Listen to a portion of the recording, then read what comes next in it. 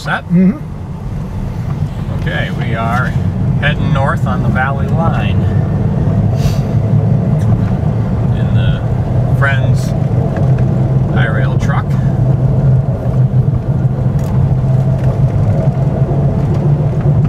We are approaching the Higganum area.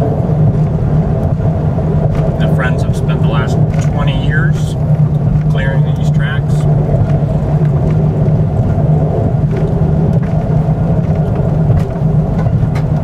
Nice view of the Connecticut River hanging over there. This is a big bend in the river at Higganum. You can see the bridge. The trestle will be going over up there past the Coast Guard sign.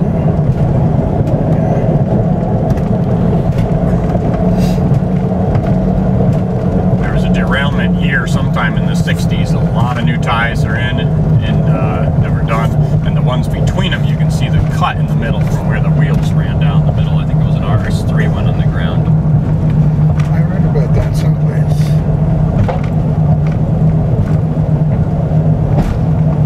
But because of that, the tie work's not so bad. This is Landing Road. Landing Road, yes. Looks like still has crossbucks. Yep, still the New Haven style crossbucks.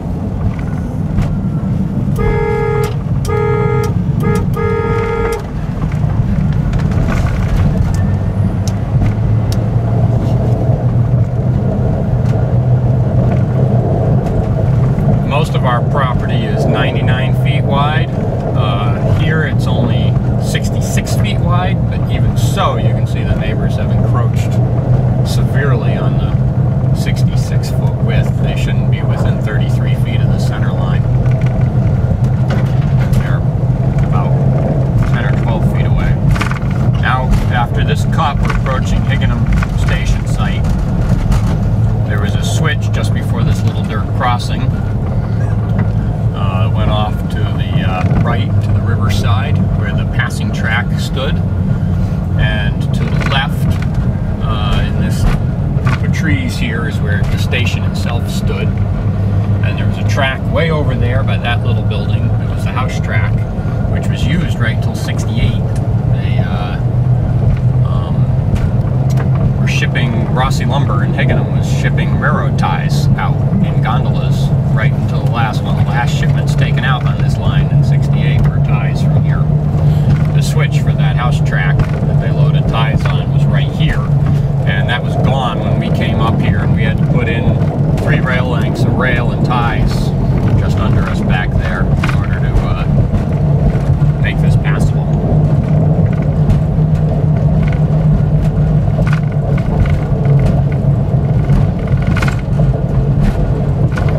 You can see the switch timber sticking out to the right here where the house track, or the passing track, came back in. And here's Higganum Cove Bridge. This is the one you could see earlier, a little bit in the river.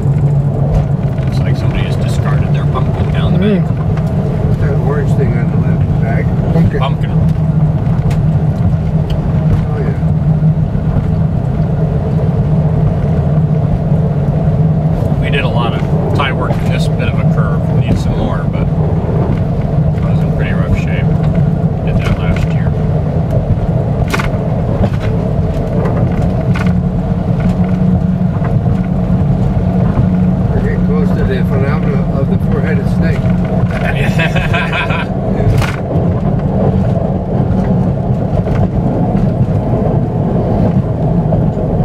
Some really badly worn rail on the inside of this curve. There's a pretty good sized piece. A little branch up Run it here. over? I think I'm going to move this one.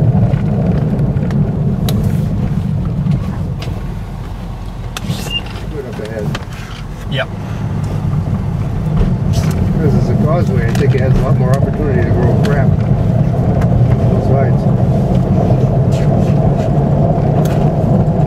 Well, yeah, it was also really overgrown with vines, and we made our initial pass 10 years ago and haven't really cut it since. And these areas were more established forest. They're easier to cut when you're just cutting saplings. The brush and the vines and stuff are much harder. They take time they dull up the saw. And these areas, you know, the big trees shade these areas so the low brush doesn't come back in. But the causeways, you know, out in the open, there's all kinds of sunlight. And the brush grows up quickly.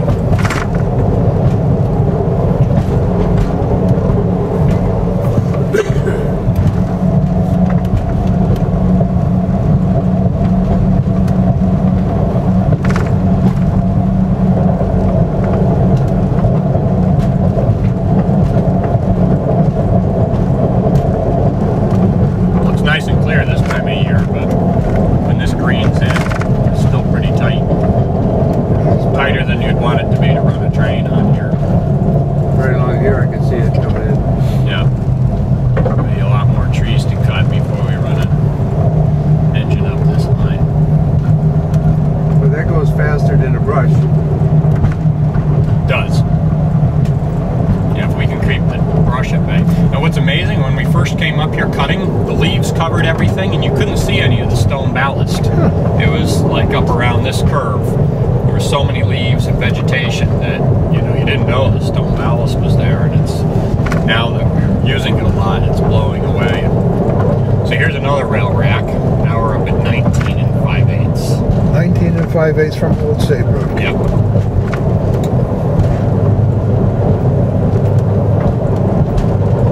This is the first bridge we come to in Middletown. We crossed under Middletown about where I cleared that branch out of the way. And this bridge was replaced in the 1960s. So it's a very new bridge. You can see the condition of it right before the railroad closed. So it's actually in excellent condition.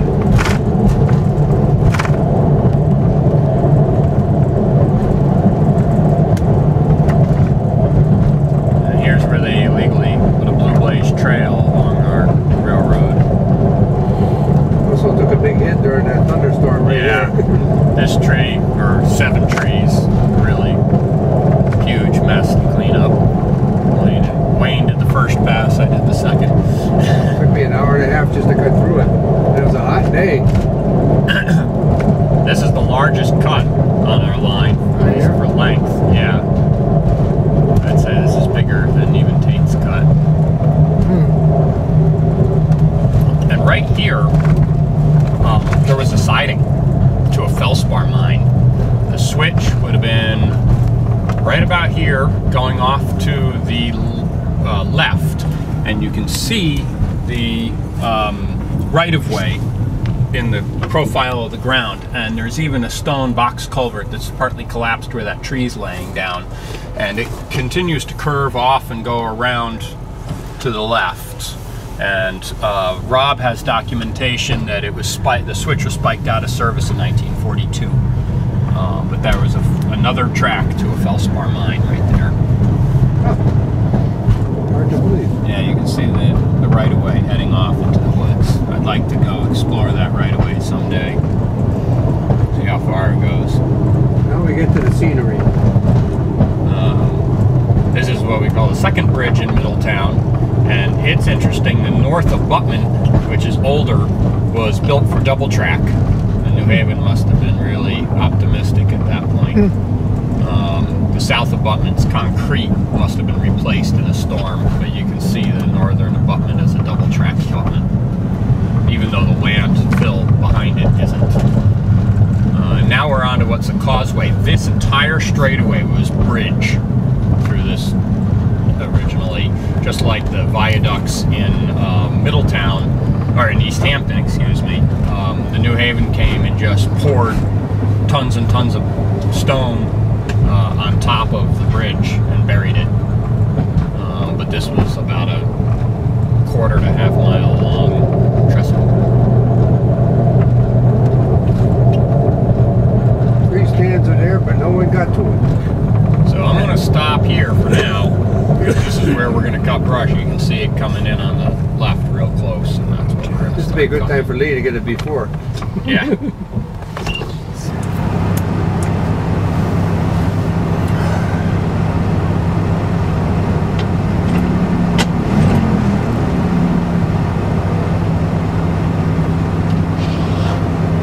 I'll work on the idle on this thing. I like to idle down.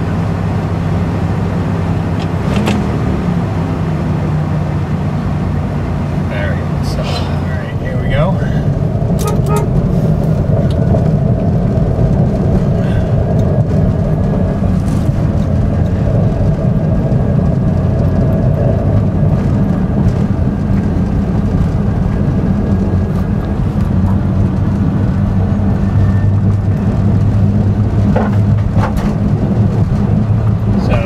Uncut area, and you can see that it's not bad now, but when this stuff grows in, it's scraping the side of the truck.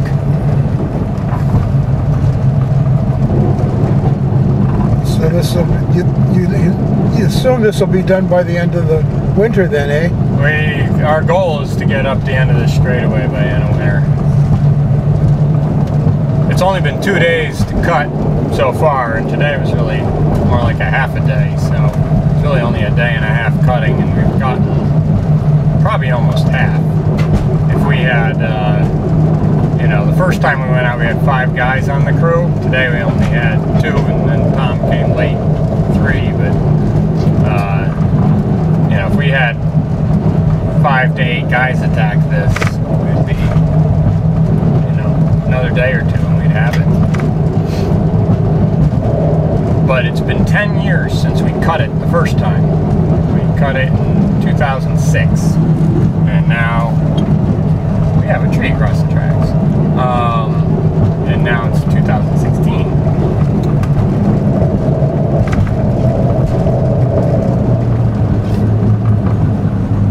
Looks like just some deadfall, and I'll clear out of the way quickly. So this is the end of what was that trestle. It's there's a rail rack in the sticks over here. It's 20 5/8 right there. And now we're off what was the trestle and going into a cut, actually. Now we are behind the Pratt Whitney property. Everything to our left and west is Pratt Whitney, and the Connecticut River's to our right. That flagged tree will get cut this winter. We just did some tie work in here where the track has a wiggle in, and they were doing some test monitoring wells years ago, 20 years ago, and knocked our track out of alignment there.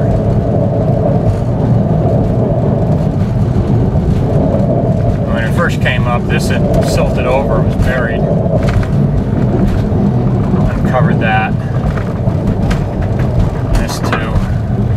Get undug.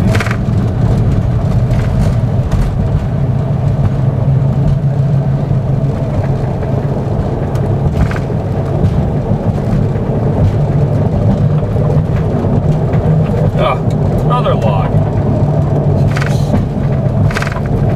That looks like I'm gonna need to use a chainsaw. Oh, couple weeks ago, or 2 weeks ago, we were up here doing tree work. A month ago, we were up here doing tie work. But dead stuff keeps falling. We've had gale winds a couple of times in the past week. Yeah. Yeah, right on this curve,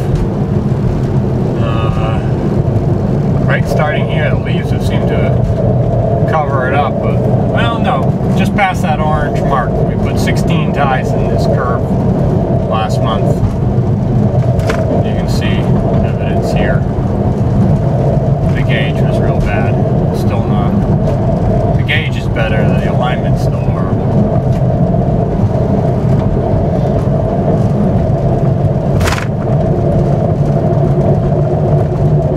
Out to your right, you can see the dock for Pratt Whitney, and that's Middle Haddam across the river.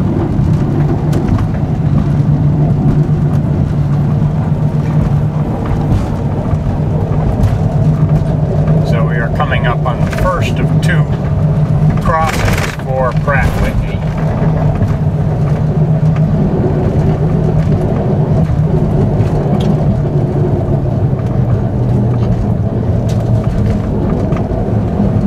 This one just got renewed, repaved, and everything 2 years ago. The year the dump got done.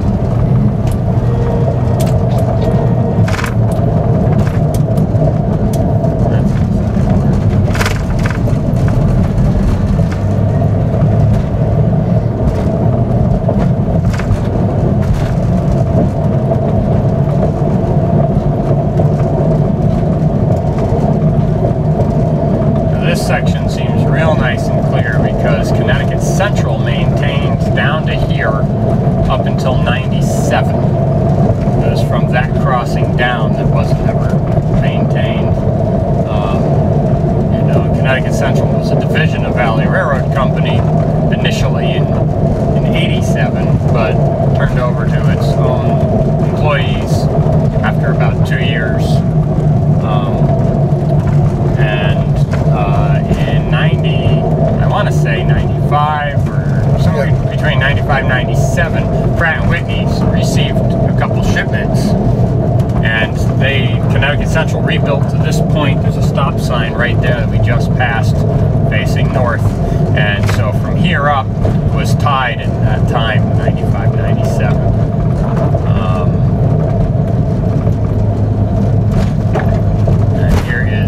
Switch in Pratt Whitney. Oh, we are now in Moromis. There was two more tracks to our right. You can see the land is flat. When the town of Moromis was here, this was the yard. And the switch into Pratt Whitney was not there. Now we're coming up to the second crossing coming into Pratt Whitney. And this is where Arnold Station stood. Moromis Station stood. And that rail rack is 21 and 5/8 roughly. And old pictures that Max has, right where those stakes are, those little flags, that is where a section shanty stood, right here. And on the north side of the crossing, on the northwest quadrant, is where Moromis Station stood, right there.